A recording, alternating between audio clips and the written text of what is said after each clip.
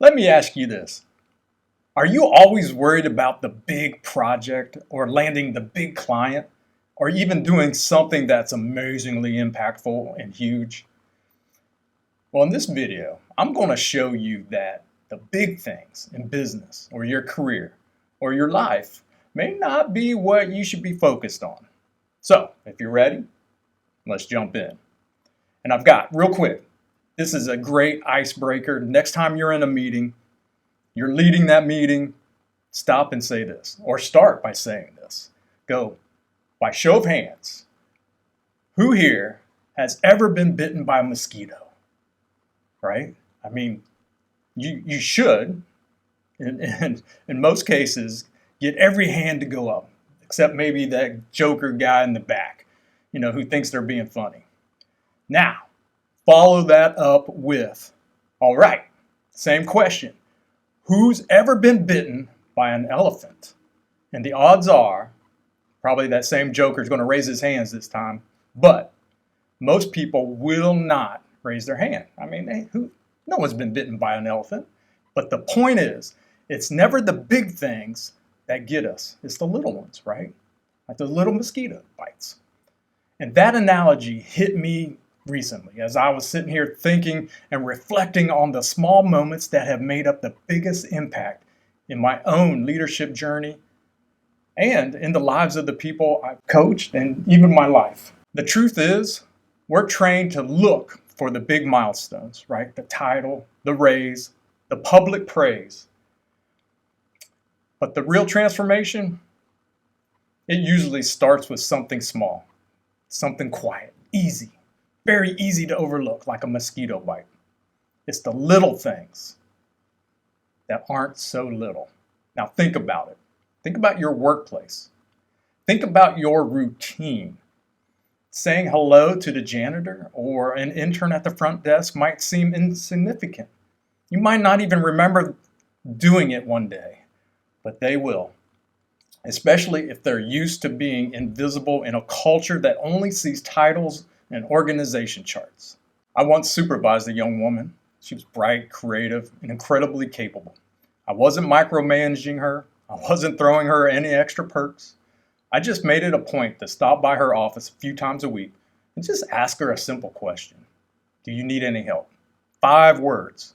Do you need any help? Yeah, 5 words. Not earth-shattering, not revolutionary at all. But years later, she told me I was the best boss she ever had.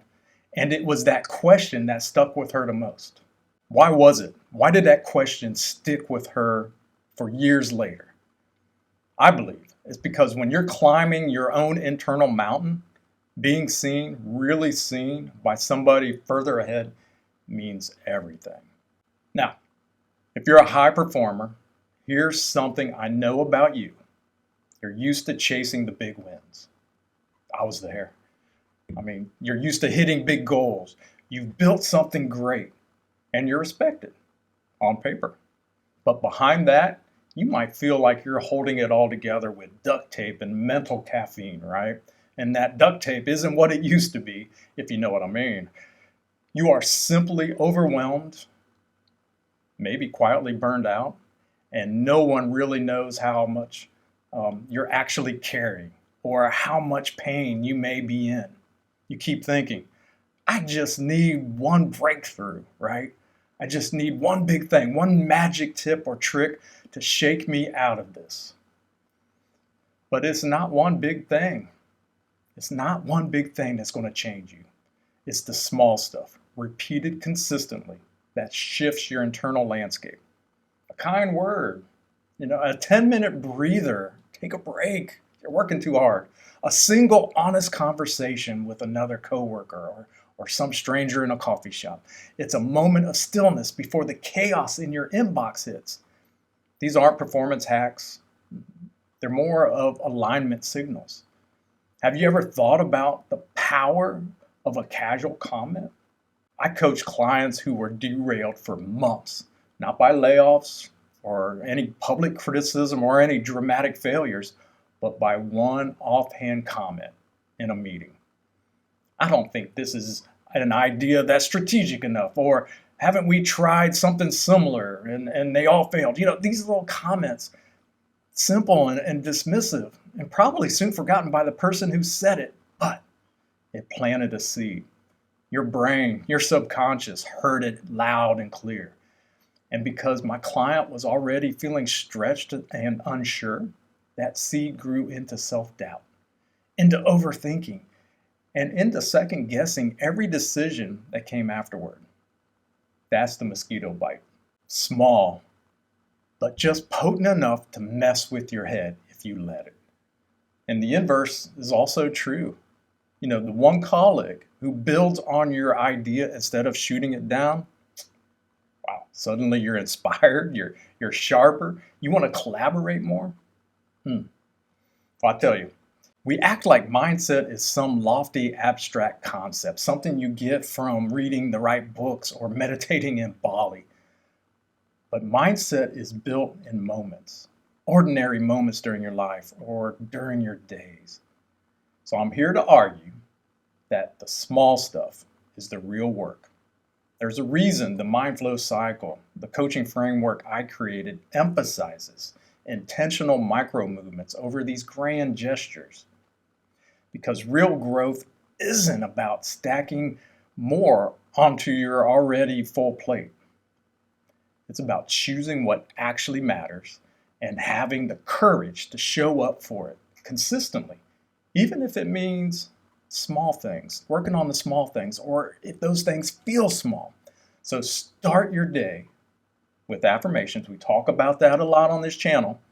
Whatever it is, I'm excited to be alive. I'm confident and I'm secure in who I am becoming. Simple but empowering affirmations. Tell your partner you appreciate them. Write in your gratitude journal. And then take 5 seconds to breathe before responding to that tense email. Then say hello to everyone, from the CEO to the barista to the person wiping off the tables in the conference room. Do this, not because it's good leadership, but because it grounds you in what's real. You can't out-hustle misalignment, but you can course correct with intention. Remember, small actions equal big energy. You know what eats up more energy than anything else? It's disconnection. It's when you feel unseen, when you're out of sync with your team, or when you're running hard but unsure if you're even heading in the right direction. Man, it can drain you quietly but completely. And conversely, when you start tuning into the small stuff, everything shifts. Suddenly, the way you show up at work starts to feel more human. The way you engage with your team becomes more grounded. And the way you lead your life, your business, your relationships, man, it's going to start to feel more like you again. It doesn't require a sabbatical or a 5-step system. All it requires is awareness, consistency, and the willingness just to lean in where it counts. So here's a challenge. Don't just listen to this or watch this video. Take it and then live it. It's a small challenge for you, but you can do it. And say hello to everyone, your coworkers, everyone you see, from the janitor to the president. And not performatively, genuinely. Make eye contact, mean it. Do one thing for your partner or your family that they usually do themselves without asking. Take care of that. Maybe your son takes out the garbage. Why don't you do that one day? Or maybe your wife cooks. Maybe you should cook a couple days a week. And not because it's grand, not because it's big, because it's real. These small things that are real. And if you're feeling disconnected, overwhelmed, or stuck in the grind, just know you're not broken. You're just out of alignment. And you don't need to blow it all up to come back home to yourself. So start small, because the mosquito bite, the one thing that stings just enough to get your attention, might be the very thing.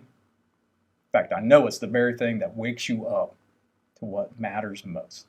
So I'll leave you with this. Come back often. We talk about mindset, we talk about productivity, we talk about leadership. Or you can check out our website at www.mindflowcycle.com. We have free resources there and a link to schedule a conversation with me, whatever you need. We've got it there.